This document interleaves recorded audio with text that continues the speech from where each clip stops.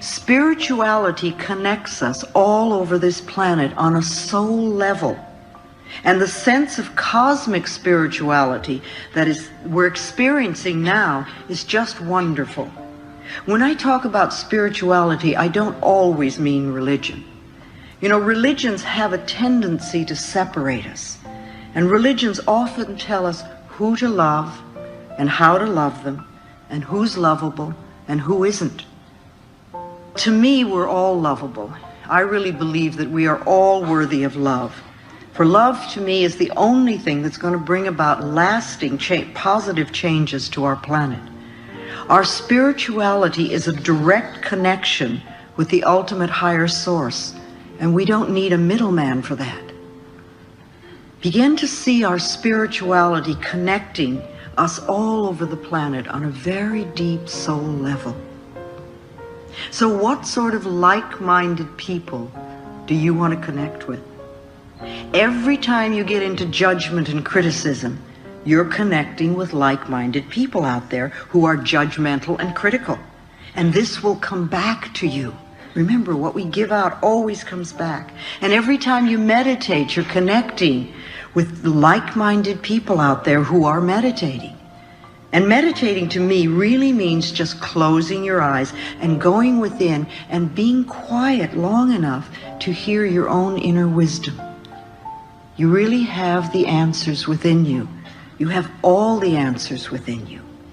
And you need to quiet down long enough to hear them. And that, to me, is the purpose of meditation. It's a connection with yourself, with your higher self. So every time you do that, you're also connecting with other people who are also doing that. And every time you do a visualization for healing your body or for healing the planet, you're also connecting with like-minded people who are doing the same thing. And several times during the day, you might stop and ask yourself, what sort of people am I connecting with now? Just sort of catch your thoughts where you are. And are you sort of going, oh, grumble, grumble, grumble, it's all your fault?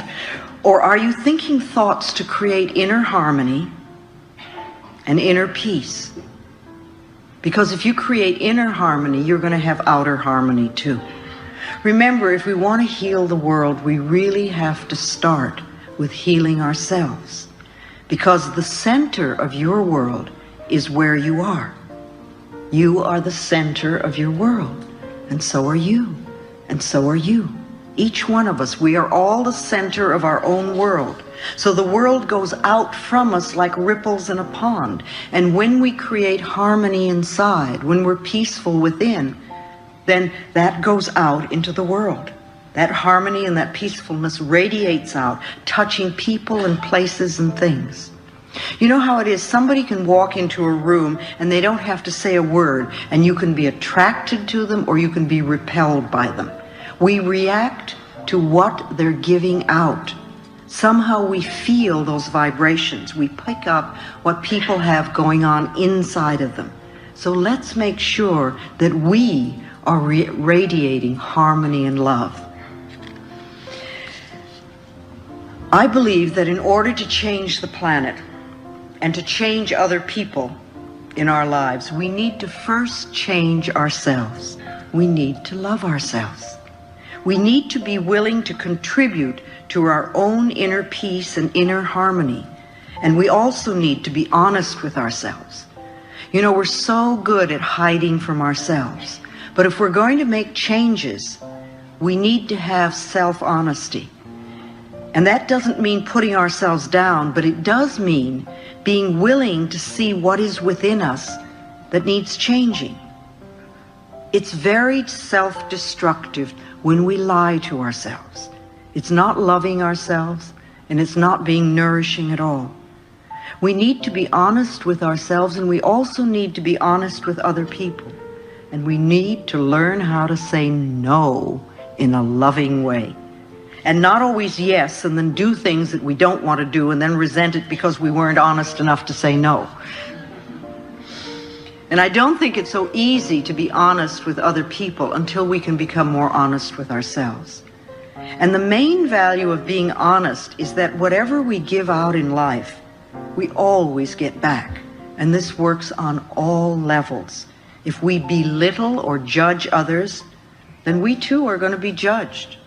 If we're always angry and blaming others, then we encounter anger wherever we go.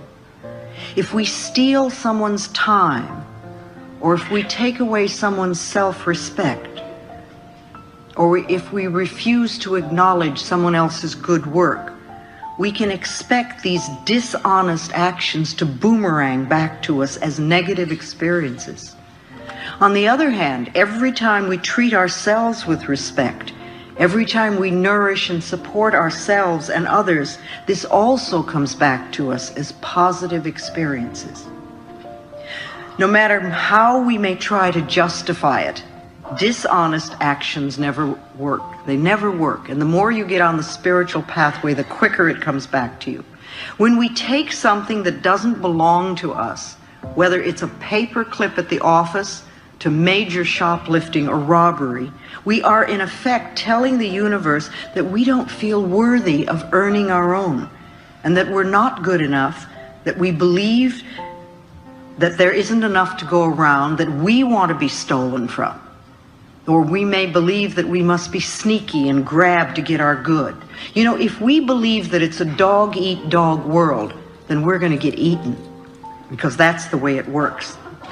These beliefs prevent us from experiencing abundance because they put walls up around us, and you don't get to experience the joy and the peace and love in your life. If we take from life, life will take from us. It's that simple. And these negative attitudes, they're not the truth of your being. You are a divine, magnificent expression of life, and you deserve the very best. You have to know and accept this. Our planet is abundantly plentiful, and our good always comes to us by the right use of consciousness. What we believe about ourselves and about our lives will become true for us. If we want to change our circumstances, we must change our belief systems.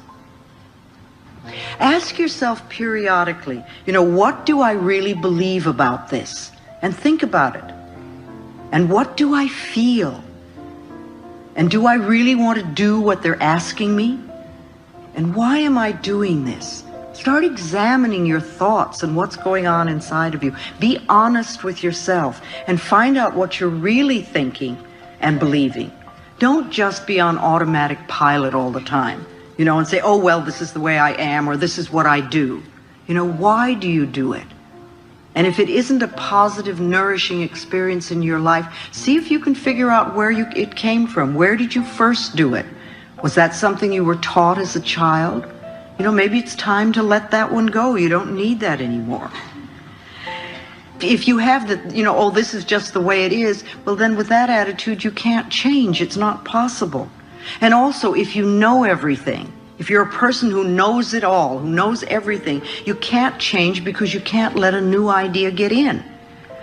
We want to be willing to learn and to grow. And what we're always working for is more understanding and awareness and knowledge so that we can do and experience things differently. That's all. You don't want to berate yourself for what you used to do, or where you are, or what you don't know or you don't have. Just learn more. Study, go to classes, read books, listen to tapes, talk to other people. There's so much stuff that we can learn now. It's just wonderful. Learn about yourself. Learn about your beliefs. Learn about the way your particular mind works. And is it working in a way that really enhances your life? Explore a lot of new avenues so that you can begin to understand more. Allow new ideas in and expand your consciousness. We hear so much these days about addictions, and we think there are many, many kinds of addictions besides just the chemical ones. When we say addiction, we immediately think, oh, the chemical thing. But there's also pattern addictions, and every one of us has some sort of addiction, because they're really patterns that we adopt to keep ourselves from being in present time. We don't want to deal with what's in front of us, so we have some way of getting away. We don't allow ourselves to be where we are and to know what's really going on in our own lives. So we each have an addiction. I don't know what yours are. We all have something. Whatever it is that we do. For some people, it's a food addiction. For some people, it's a chemical addiction. And for other people, it could be an emotional addiction. Remember, you can even be addicted to finding fault in people. A lot of people like that one. You can be addicted to fear.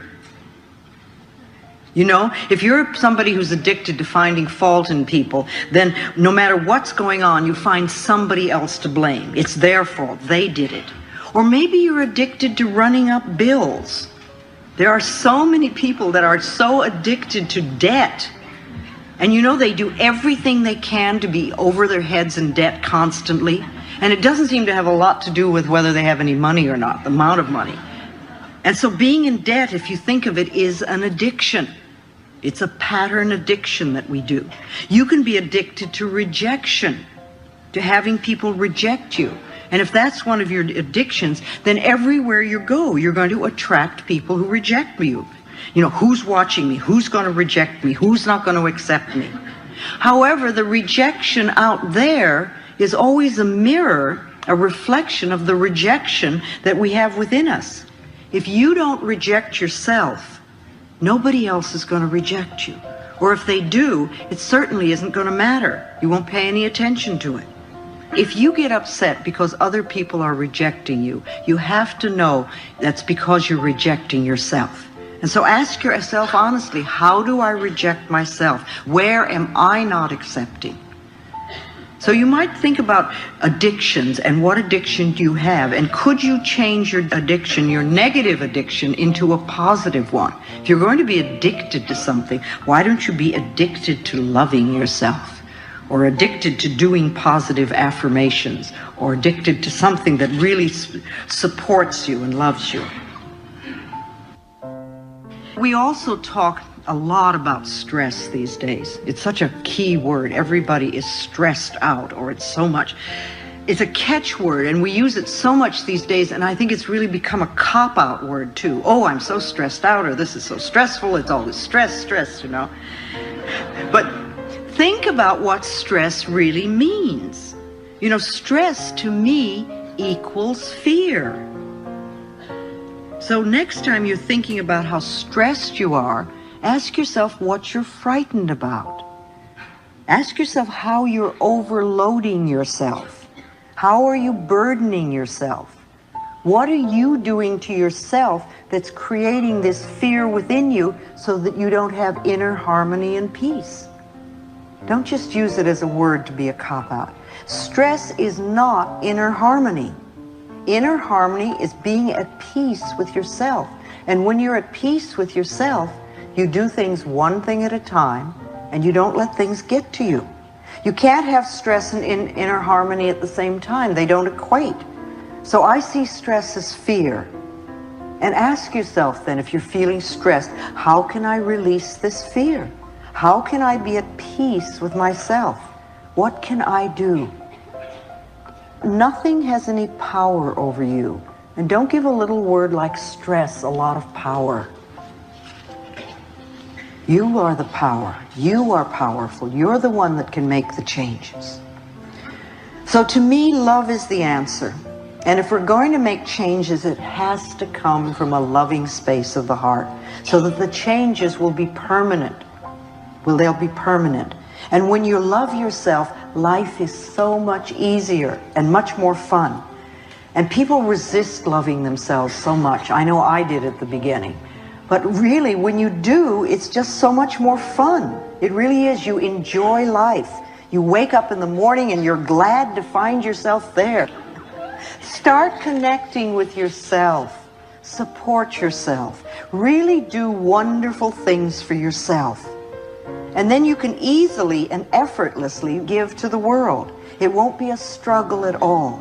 And that light that you're using to go within and find your own love, you'll be able to carry like a beacon for other people who are still in darkness.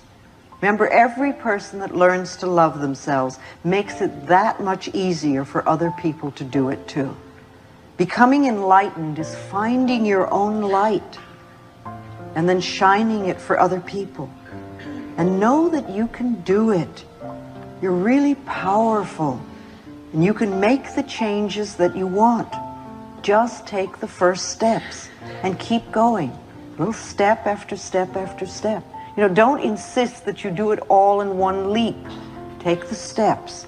Remember, impatience is a resistance to learning. That's all it is. It's like you want the answer without learning the lesson or doing the steps. So, ask yourself, what is it I need to do next? And even if you don't know the answer, the very fact that you're asking it, the universe will hear and will present it in front of you. They'll say, this is what you do next. And then maybe you say, oh no, but I don't want to do that. As I said before, I want to create a world where it's safe for people to love each other, where we can all do that. I don't want dependency. I don't want people to be dependent on me. That's not what I'm looking for at all. I don't want to be a guru or a healer. I'm just a simple lady with a simple message of love yourself and get your act together. I want you all to be healthy and prosperous and loving and peaceful and filled with joy, because that's going to make a better world for me to live in.